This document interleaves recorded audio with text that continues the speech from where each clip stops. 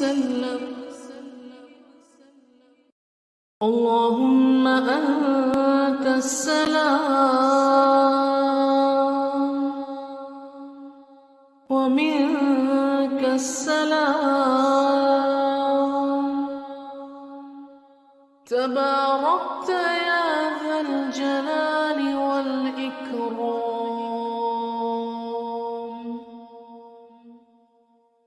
اللهم أنت السلام ومنك السلام تباركت يا ذا الجلال والإكرام اللهم أنت السلام ومنك السلام تباركت يا ذا الجلال والإكرام When we weren't able to go to Hajj last year, I felt so sad that I felt that maybe this is the reason why Allah subhanahu wa ta'ala wants us to create more shauq and love for the house of Allah subhanahu wa ta'ala. Maybe a lot of times we may not have that talab. Situations come in our lives to really maybe synchronize us back to the reality. May Allah give us tawfiq, inshallah. Bismillah ar-Rahman ar-Rahim. Nahmaduhu wa nusalli ala rasulihi al-Kareem. Amma ba'd. Babu fil mujahada. We continue our book Riyad Salihin by Imam Nawawi rahmatullah alayhi. This is the 11th chapter of the book, and the chapter is the chapter of struggle for the cause of Allah subhanahu wa ta'ala.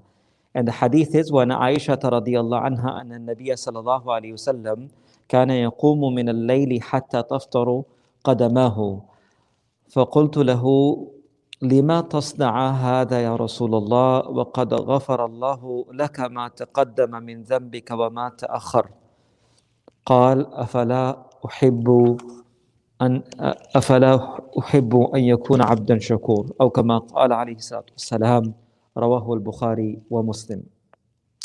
The hadith is reported by al-Mu'mineen Aishah radiallahu anha, the mother of the believers. And as we know that a large portion of the life of the Prophet ﷺ is transcribed and protected and reached to us through the teachings of al-Mu'mineen Aishah radiallahu anha. She reports, Anna Nabiya sallallahu alaihi wasallam kana yaqumu min al-layl. The Prophet of Allah sallallahu alaihi wasallam would stand at night, which means he would stand for salah for such a long time, hatta tatafarra qadamahu, till his feet begin to crack. Meaning there were marks on the feet of Rasulullah sallallahu alaihi wasallam. When you stand for too long, there's no blood circulation, and you're standing for too long. So she says, I begin to see that the feet of Rasulullah sallallahu alaihi wasallam were cracking. So I felt that in my heart, and I said, Ya Rasulullah sallallahu alaihi wasallam, and I spoke to him, and I said, O Prophet of Allah sallallahu alaihi wasallam, Lima tasna hada ya Rasulullah? Why do you put yourself in such hardship, Ya Rasulullah sallallahu alaihi wasallam? Why do you stand in salah for the whole night that your feet are about to become cracked? وَقَدْ غَفَرَ اللَّهُ لَكَ مَا تَقَدَّمَ مِنْ ذَنبِكَ وَمَا تَأَخَّرَ. For indeed, Allah subhanahu wa ta'ala has taken the responsibility of the forgiveness of all the previous and the past and the future mistakes and sins. And this is a point that I want to stop here for maybe a minute or two to discuss a very important point. According to Ahl Sunnah wal Jama'ah, the consensus of the Ummah is that the Anbiya alayhi salatu salam and prophets are ma'soom, they are innocent. And that's amongst the aqidah and the belief itself. Because Allah subhanahu wa ta'ala protects His messengers from sinning, from mistakes that are directly the disobedience of Allah subhanahu wa ta'ala. Now a question may arise about how did Adam alayhi salam eat something that he was stopped from? Unless it was a command of Allah to do something for the larger reasons of humanity. Majority of the ulama have talked about this, and they have said that anywhere in hadith such as this where it talks about Aishah radiallahu anha saying, O Prophet of Allah sallallahu alaihi wasallam, Allah had forgiven your previous and your future sins, dhanb, ghafar Allahu dhanb. It refers to actions that are not to the highest level. Let me try to explain this in a better way. In Arabic poetry or in Arabic writing, they say, Hasanatul abrar, sayyi'atul muqarrabin. Hasanatul abrar means pious actions of good people are sins of the righteous and the closest to Allah subhanahu wa ta'ala. Let me explain this. A pious person may rise in the middle of the night 2 times, 3 times a week. That's great. This is hasanat. These are good deeds for abrar, for the righteous people.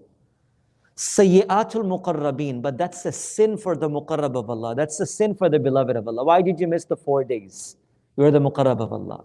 So certain times, actions of few people are good and they are sins for others because of their level and their closeness to Allah subhanahu wa ta'ala. Even though they are not literally sins, they are not mistakes, they are not disobedience of Allah subhanahu wa ta'ala, but it doesn't fit the level of their honor. That why were the 3 nights that you did not stand in front of Allah subhanahu wa ta'ala, even though it was not mandatory. So sometimes hasanatul abrar, and this is a very deep statement, sometimes the good deeds of few people are the sins for the others. For who? The muqarrabin of Allah, the beloved of Allah, the friends of Allah. Right? Even for small moments, why did your ta'alluq did not come to Allah subhanahu wa ta'ala? Right? Why didn't you remember me at that time? So ulama have mentioned that when Aishah radiallahu anha mentions about the forgiveness of the sins of the past and the future, does not mean the direct disobedience of Allah, because Anbiya alayhi salatu wasalam are ma'soom, they are protected from Allah subhanahu wa ta'ala. But it refers to actions which are khilaf-e awla, which are against the highest standards of action itself. But again, the Nabi of Allah sallallahu alaihi wasallam's reply was, أَفَلَا أَكُونُ عَبْدًا شَكُورًا, should I not become the grateful servant of Allah subhanahu wa ta'ala? And brothers and sisters, as we are reminded all the time, as the blessings and bounties of Allah subhanahu wa ta'ala increase in our lives, humbleness, tawadu, and modesty should increase in our lives as well. The more barakah and blessings that Allah showers upon us, the greater a person should become with humility and humbleness. This is actually these days, it's the time of those little things called memes and little pictures and stuff. So I saw a really nice picture one day.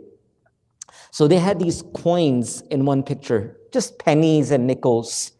And on the other side, it had bills, like $100 bills and other bills. So the picture said, when your value goes up, you become more quiet and silent. Meaning the pennies make a lot of noise, but the bills make no noise in the pocket. Right? Sometimes the tawadu and humbleness mellows the person a lot more. Tawadu and humbleness and humility for the sake of Allah. And we have heard this from our parents, and of course the elders always tell us this, is that whichever tree has fruits, it's always bowing down. It's never standing up. Because of the weight of the tree, the weight of the fruits, always make it humble, always makes it like this. So the Nabi of Allah sallallahu alaihi wasallam, with more mushaqqat, more effort, he's showing that should I not become the great servant of Allah? With the blessings of Allah that Allah has given me, even if we were to spend our entire nights and days in ibadah, brothers and sisters, we cannot fulfill the haqq of Allah subhanahu wa ta'ala. So a reminder for all of us. The Nabi of Allah sallallahu alaihi wasallam is reminding all of us that, brothers and sisters, if you and myself, wallahi, all of us, were to look at our own lives, there are so much blessings that Allah has given us that my actions, wallahi, are not worth of it, what Allah has given me. Right? What Allah has provided for us is above what I'm worth. It's the karam of Allah that Allah has provided for all of us, which should allow us to become even more grateful servants of Allah subhanahu wa ta'ala. And one of the Ibn Qayyim rahmatullah alayhi mentions in one of his sayings, he says, give to those who are deserving and give to those who are not deserving. Someone asked, why should I give to those who are not deserving? He said, because what you are getting that you are not deserving, maybe that will stop because you stop giving to those who are not deserving. He says, you get so much that you are not deserving of. Allah gives you. Don't stop those doors from the treasures of Allah subhanahu wa ta'ala. So again, this is the hadith from the Prophet sallallahu alaihi wasallam's continuous effort of mujahada and struggle. Brothers and sisters, reminding all of us, when we count the blessings of Allah subhanahu wa ta'ala, we increase in our humbleness, in our tawadu, and of course, always be grateful to Allah subhanahu wa ta'ala for our bounties and blessings. May Allah give us tawfiq. Inshallah, in few moments, we'll begin our session in 30-minute session of Ulum al-Quran. Inshallah, you can definitely join us in the back as well. May Allah give us tawfiq. Subhanallah wa bihamdihi, subhanakallah wa bihamdik, nashhadu an la ilaha illa anta.